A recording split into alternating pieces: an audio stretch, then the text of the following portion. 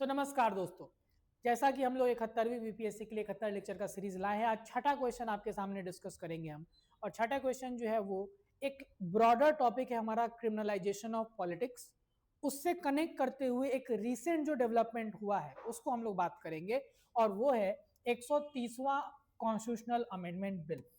130वां जो संविधान संशोधन बिल है, अगर इसकी बात करें तो ये अमेंडमेंट बिल लाया गया था किसी पर्पस से, और वो पर्पस है क्रिमिनलाइजेशन ऑफ पॉलिटिक्स को रोकना। ठीक है, अब इस पर्पस को ध्यान में रखते हुए इसी कॉन्टेक्स्ट में पूरा का पूरा ये टॉपिक भी हम लोग कवर कर लेंगे। So the question is critically examine the 130th मतलब 130वां constitutional amendment bill in the light of criminalisation of politics.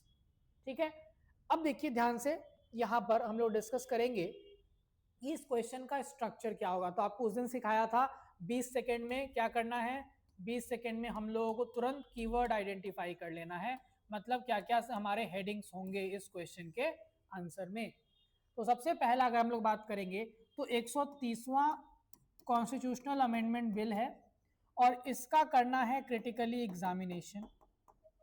ठीक है, तो क्रिटिकल एग्जामिनेशन, और किसके कॉन्टेक्स्ट में, तो criminalisation of politics. So criminalisation of politics जो टर्म है, जो कॉन्सेप्ट है, इसके कॉन्टेक्स्ट में हम लोगों को ये बिल को क्रिटिकली एनालाइज करना है। मतलब अगर मैं लार्जली इसको ब्रेक करूं तो इस पर्टिकुलर बिल के ऊपर जब आप आएंगे तो इसका फीचर आखिर क्या कह रहा है ये बिल, इस बिल के प्रॉस क्या क्या है जो कि क्रिटिकल एग्जामिनेशन है, तो फायदा क्या होगा इस बिल का, उसके फेवर में आर्गुमेंट्स, देन कॉन्स क्या क्या इस बिल के साथ चुनौती है, इश्यूज क्या क्या है, फिर एग्जिस्टिंग प्रोविजंस जो इस तरह के पर्टिकुलर मैटर्स को देखने के लिए अभी हमारे पास क्या क्या प्रावधान है, एंड वे फॉरवर्ड भी आप बताएंगे आगे क्या चीजें हो सकती हैं। और किसके कॉन्टेक्स्ट में है, तो क्रिमिनलाइजेशन ऑफ पॉलिटिक्स के कॉन्टेक्स्ट में। तो हम लोग की शुरुआत होगी इसके डेफिनेशन से। तो आप क्रिमिनलाइजेशन ऑफ पॉलिटिक्स जब तक नहीं समझाएंगे तब तक ये बिल भी समझ में नहीं आएगा। तो इसका डेफिनेशन, इसका डेटा, क्योंकि डेटा से कनेक्ट होगा ये बिल कि आखिर ये क्रिमिनलाइजेशन कितना ज्यादा हो रहा है पॉलिटिक्स में जिस कारण से ऐसे बिल की जरूरत पड़ी, तो वो डेटा को हम लोग देखेंगे। तीसरा, रीजन क्यों ऐसा हो रहा है, क्या वजह है कि क्रिमिनल्स जो है वो पॉलिटिक्स में इंटर कर रहे हैं। देन इम्पैक्ट इसका क्या होता है, क्रिमिनलाइजेशन अगर हो रहा है पॉलिटिक्स में उसका क्या इम्पैक्ट पड़ता है, ये हम लोग पार्ट को देखकर फिर इस बिल के कॉन्टेक्स्ट में चीजों को डिस्कस करेंगे। ये पूरा का पूरा चीज आपके आंसर में कवर होना चाहिए, मतलब these many subheading should be there in your answer. ये लॉन्ग क्वेश्चन में आएगा तो इतना सारा कुछ आपको कवर करना है। बेसिकली अगर मैं इसको डिवाइड करूं तो इंट्रोडक्शन से लेकर 1.5 पेज तक आप क्रिमिनलाइजेशन ऑफ पॉलिटिक्स को रेफर करोगे, तन आप इस बिल पे शिफ्ट करेंगे। मतलब 1.5 पेज या 1 पेज के बाद से आप इस बिल पर आकर चीजों को डिस्कस करेंगे। अब अगर मैं इंट्रोडक्शन की बात करूं तो आपको इंट्रोडक्शन कैसे देना है यहां पर क्योंकि ये 130वां जो अमेंडमेंट बिल है, अभी हम लोग पूरा डिटेल में डिस्कस करेंगे। क्योंकि ये बिल बात करता है, एक ओवरव्यू समझ लीजिए बस अभी। ये बिल बात करता है कि अगर कोई भी मंत्री, मिनिस्टर की बात हो रही है, मेंबर ऑफ पार्लियामेंट या लेजिस्लेचर नहीं, मंत्री अगर कोई भी, चाहे यूनियन के लेवल पे हो या स्टेट के लेवल पे हो, पॉलिटिकल एग्जीक्यूटिव जो हैं, अगर लगातार किसी भी ऐसे केस में जिस केस के लिए, क्रिमिनल केस के लिए सजा 5 साल से ज्यादा का हो सकता है, अगर उसमें लगातार 30 दिन तक वो डिटेन हो गए, अरेस्ट हो गए, तो 31वें दिन उनको डिस्क्वालीफाई कर दिया जाएगा। कुछ के कंडीशंस हैं, ऑटोमेटिक होंगे, सीएम के एडवाइस पे होंगे, वो सारा कुछ हम लोग देख लेंगे। तो अब ये मंत्रियों के ऊपर जो क्रिमिनल चार्जेस लगते हैं उसको लेकर ये पूरा का पूरा प्रोविजन है। तो उसी का डेटा से आप शुरू कर दीजिए, सबसे बेस्ट लगेगा। सो एडीआर जो एसोसिएशन फॉर डेमोक्रेटिक रिफॉर्म्स है, ये एक एनजीओ है, पॉलिटिकल एनजीओ, जो रिसर्च करती है जितने भी पॉलिटिक्स से रिलेटेड डेटा है उसको लेकर। उसने ये पाया है अपने रिपोर्ट में कि लगभग 47% यानी कि आधे मंत्री जो है भारत में सेंटर स्टेट सब मिलाकर, including the union cabinet and state cabinets, have declared criminal cases against themselves, out of which 27% are of serious nature. ये देखिए कितना इंपॉर्टेंट डेटा है आपका क्रिमिनलाइजेशन ऑफ पॉलिटिक्स के लिए। एडीआर का रिपोर्ट, वो लास्ट ईयर का ये रिपोर्ट है कि जितने भी मंत्री केंद्र सरकार के हैं या राज्य सरकारों में हैं, उसका 47% जो है वो लोग डिक्लेयर किए हुए हैं अपने एफिडेविट में कि उनके खिलाफ क्रिमिनल चार्जेस हैं, और उन क्रिमिनल चार्जेस में जो 27% मंत्री है उनके ऊपर सीरियस या हीनियस क्राइम का चार्ज लगा हुआ है, यानी कि मर्डर, रेप, डकैती, ऐसे केसेस।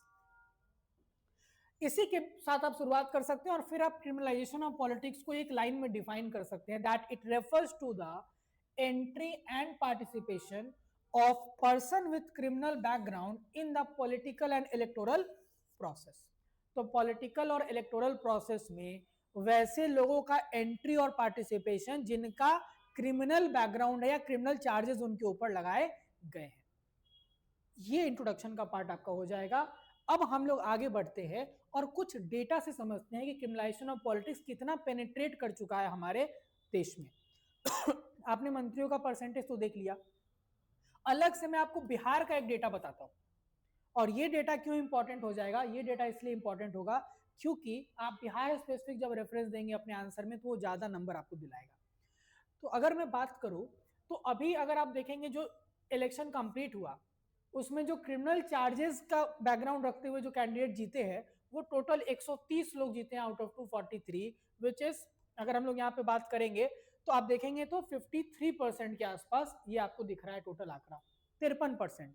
हालांकि पिछले बार से ये कम हुआ है, ठीक है, ये ध्यान देना है आप लोगों को कि पिछले बार 68% था 2020 का ऐसे लेगा, लेकिन 25 में ये कम हुआ है, फिर भी 50% से ज्यादा है। और हम लोग अगर इसको नेशनल लेवल पे कंपेयर करने की बात करें तो 46% है। देखिए 46%, मतलब लोकसभा में जो एमपीज हैं उनका परसेंटेज 46% ऐसे मेंबर ऑफ पार्लियामेंट हैं लोकसभा के अंदर जिनका क्रिमिनल बैकग्राउंड है।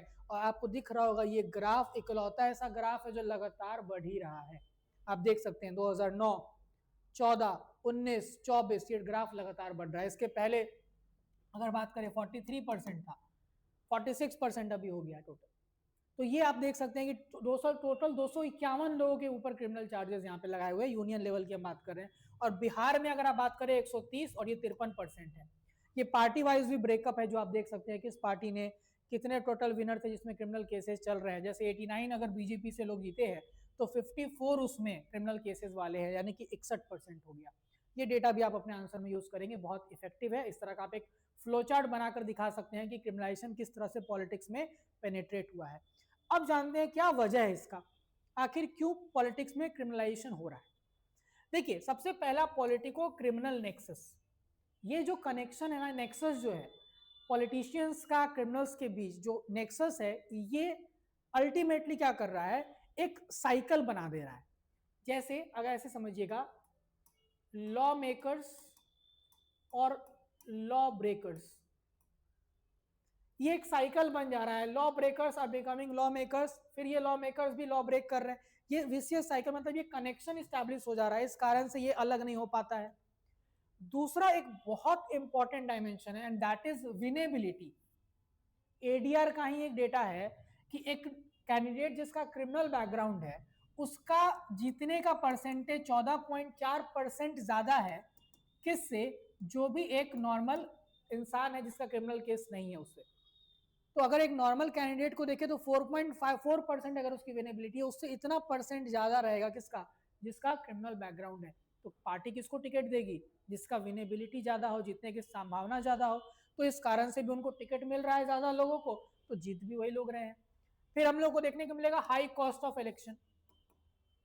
तो इतना ज्यादा पैसा खर्च होता है, जो मनी मसल पावर का पूरा गेम है, यहाँ पे आप देखेंगे मसल पावर, ये आ गया मनी पावर। तो इतना पैसा अफोर्ड भी कौन कर पाएगा, ऐसी प्रवृत्ति के लोग जिनका कुछ ना कुछ क्रिमिनल हिस्ट्री रहा हो, वो लोग ही इतना ज्यादा पैसा, ब्लैक मनी, ये सारा चीज रखते हैं और इसीलिए इलेक्शन में भी उनका रोल काफी ज्यादा इन्फ्लुएंशियल हो जाता है। तो high cost of election, then slow justice system.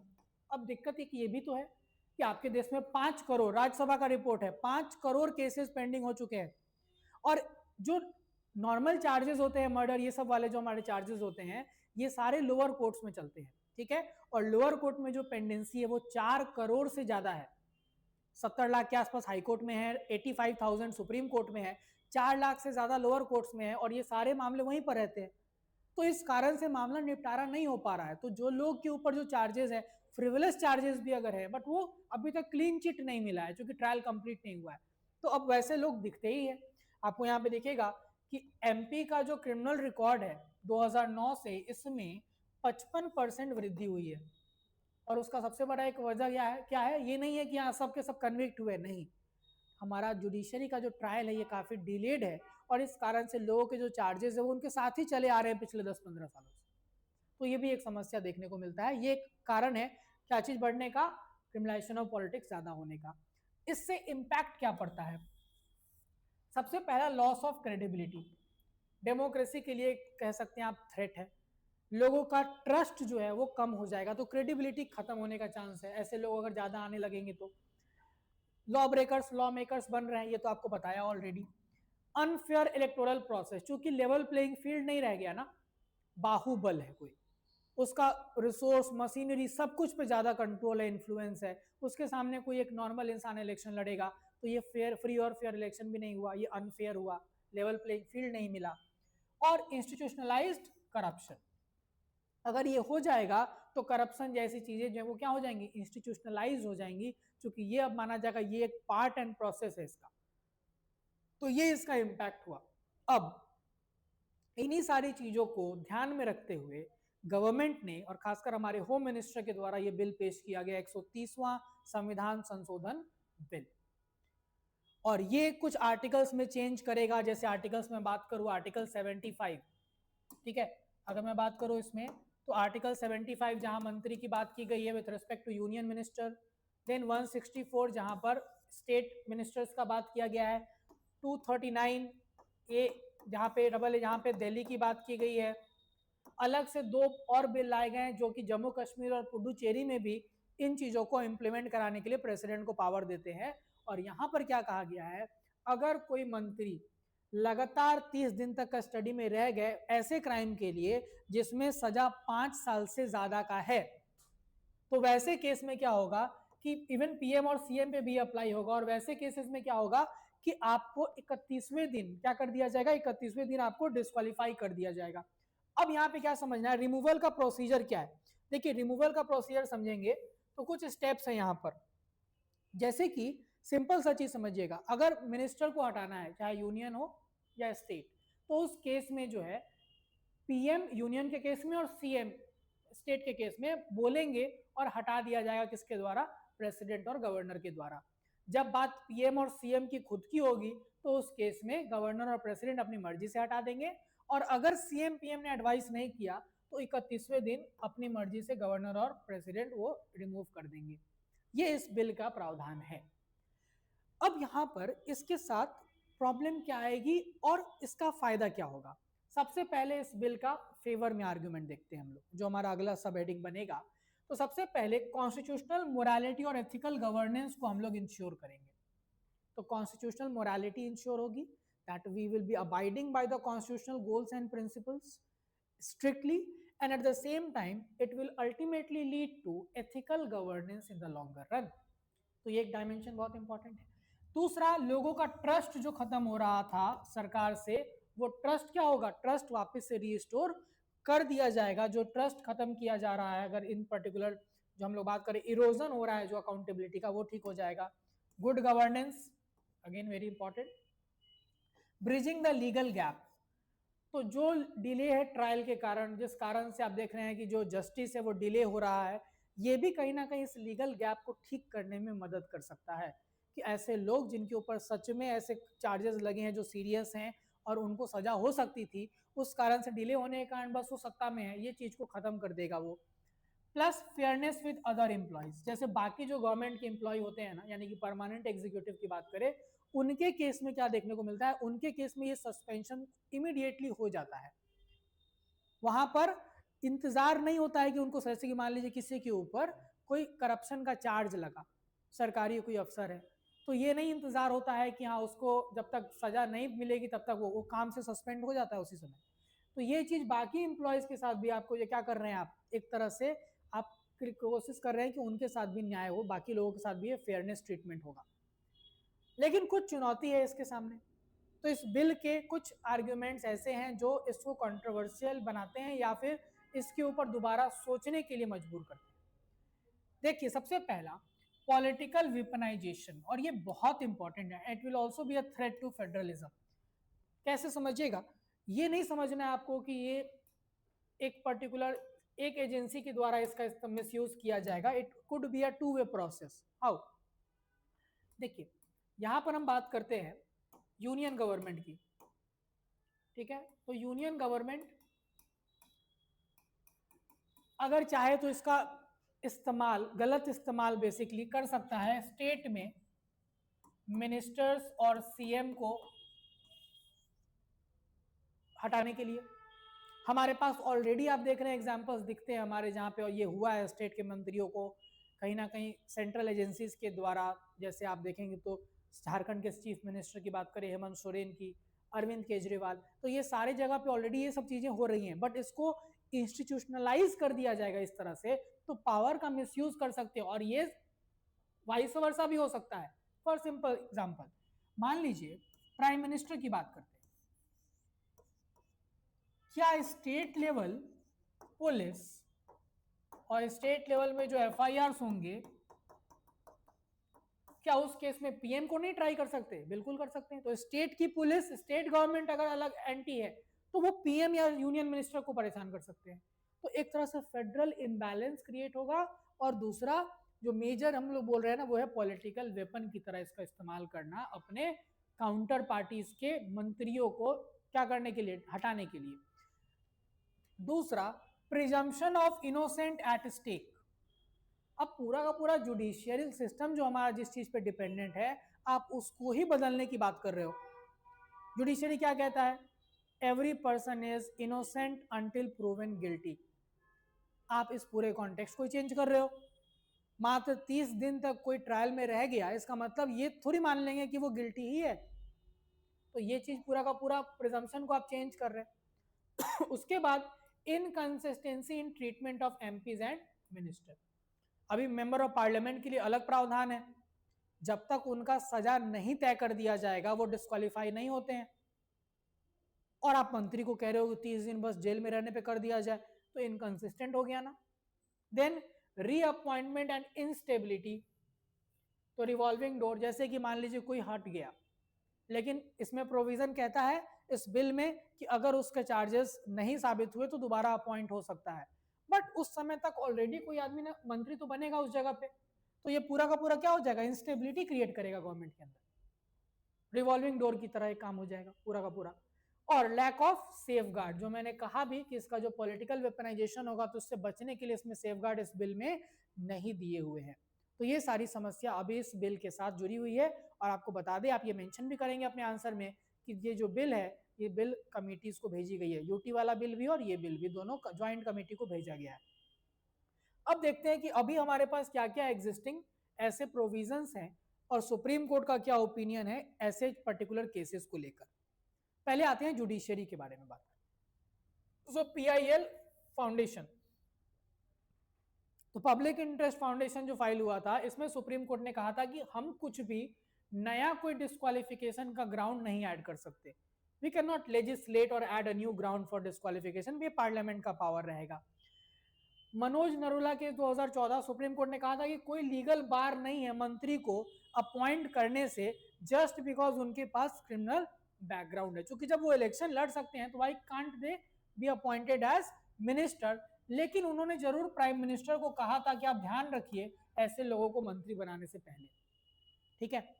Then we had Arvind Kejriwal case and we Senthil Balaji case. तो अरविंद केजरीवाल केस में सुप्रीम कोर्ट ने बेल दे दिया था अरविंद केजरीवाल को लेकर पॉलिसी के केस में। लेकिन उस केस में उन्होंने कहा था कि अरविंद केजरीवाल अपना ऑफिशियल काम जो है, अपनी ऑफिशियल कैपेसिटी को नहीं परफॉर्म करेंगे, वो सिर्फ इलेक्शन के लिए कैंपेनिंग कर सकते हैं। तो with certain restrictions they can be allowed to continue in that particular office. ये भी एक सुप्रीम कोर्ट का इशारा था अरविंद केजरीवाल केस में। इसके बाद वी सेंथिल बालाजी केस में क्या हुआ? तमिलनाडु के एक मंत्री थे जिनको बेल नहीं मिल रहा था और इस कारण से गवर्नर ने मना कर दिया था अपॉइंटमेंट करने से उनका। तो उस केस में सुप्रीम कोर्ट ने कहा था कि आपको यहाँ पर बेल जब तक नहीं मिला, बेल मिलने के बाद इनका अपॉइंटमेंट रीइंस्टेट सुप्रीम कोर्ट ने कहा, डायरेक्शन दिया और फिर गवर्नर ने उनको अपॉइंट किया।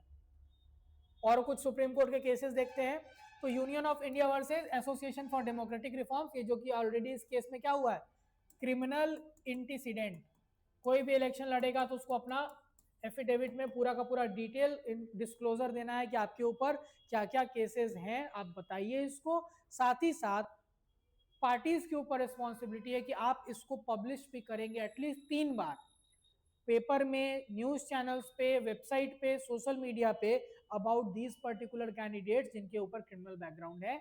और 2020 का जो बिहार एसएलए का इलेक्शन हुआ था ना, उसमें एक और चेंज सुप्रीम कोर्ट ने ऐड करा था इसमें, और कोर्ट ने कहा था कि अब पार्टीज को एक रीजन भी देना पड़ेगा, वजह भी बतानी पड़ेगी कि आखिर क्यों ऐसे लोगों को टिकट दिया गया जिनके ऊपर क्रिमिनल केसेस चल रहे हैं। तो बहुत हद तक ट्रांसपेरेंसी लाने की बात। लिली थॉमस केस में कोर्ट ने एक बहुत रिमार्केबल जजमेंट दिया था, जो सेक्शन 8 क्लॉज 4 को हटा दिया था, जो कहता था कि डिस्क्वालिफिकेशन के बाद जो पार्लियामेंट के मेंबर्स हैं उनको 3 महीने का समय मिलता था कि आप अपना फैसला को अपील करिए, तब तक डिस्क्वालीफाई आप नहीं होंगे। कोर्ट ने इस केस में कहा कि नहीं, जिस दिन डिस्क्वालिफिकेशन कन्विक्शन हो जाएगा उसी दिन से वो ऑटोमेटिकली डिस्क्वालीफाई हो जाएंगे, ठीक है। एंड पब्लिक इंटरेस्ट फाउंडेशन जो हमने अभी पढ़ा था वो वाला पार्ट। नाउ अब क्या और स्टेप्स लेने चाहिए जिससे कि इस बिल के अलावा भी अगर हम बात करें तो पॉलिटिकल अकाउंटेबिलिटी इंश्योर हो मंत्रियों की। तो देखिए हमारे पास सबसे पहला तो लीगल और कॉन्स्टिट्यूशनल प्रोविजन को स्ट्रेंथन करना बहुत जरूरी है। तो हम लोगों को ये ध्यान देना है कि हम लोग ऐसा लीगल रोबस्ट फ्रेमवर्क लाए कि जब बात आए ऐसे मंत्रियों के ऊपर तो उसका ट्रांसपेरेंट फॉर्म में और बहुत तेजी में ट्रायल होना चाहिए। दूसरा, 170वां लॉ कमीशन रिपोर्ट क्या सजेस्ट करता था कि जब 5 साल से ज्यादा का इम्प्रिजनमेंट जो है, इससे ज्यादा वाले केसेस के लिए किसी के ऊपर चार्जेस फ्रेम किए जा रहे हो, उस केस में उनको डिस्क्वालीफाई कर देना चाहिए। अपॉइंटमेंट प्रोसेस को थोड़ा ट्रांसपेरेंट कीजिए कि मतलब मंत्रियों की सुप्रीम कोर्ट ने डायरेक्शन भी दिया था कि आप ये कोशिश करिए कि आप ऐसे लोगों का अपॉइंटमेंट ना करें जिन लोगों के ऊपर सीरियस क्रिमिनल चार्जेस हैं। देन 244th लॉ कमीशन का रिकमेंडेशन क्या था कि disqualification should occur when charges are framed by a court indicating prima facie judicial satisfaction of trial. मतलब जब कोई भी मैटर ट्रायल के लिए रखा जाता है ना, तो अगर प्राइमा फेसी मतलब होता है कि सामने से देखकर ही, on the face of it, तो उस केस में जब लगे कि हाँ यहाँ पर प्रोबेबिलिटी है कि चार्जेस फ्रेम होंगे तो डिस्क्वालीफाई कर सकते हैं। और क्या हो सकता है, तो पार्लियामेंट का ओवरसाइट हो ताकि जो पार्लियामेंट्री कमेटीज हैं, एथिक्स पैनल है, ये चीजों को मॉनिटर अच्छे से कर सके, ये पॉइंट हम लोग मेंशन कर सकते हैं। देन फास्ट ट्रैक कोर्ट्स, हम लोग और क्या देख सकते हैं, तो फास्ट ट्रैकिंग क्रिमिनल केसेस, ऐसे केसेस का जितना जल्दी निपटारा हो।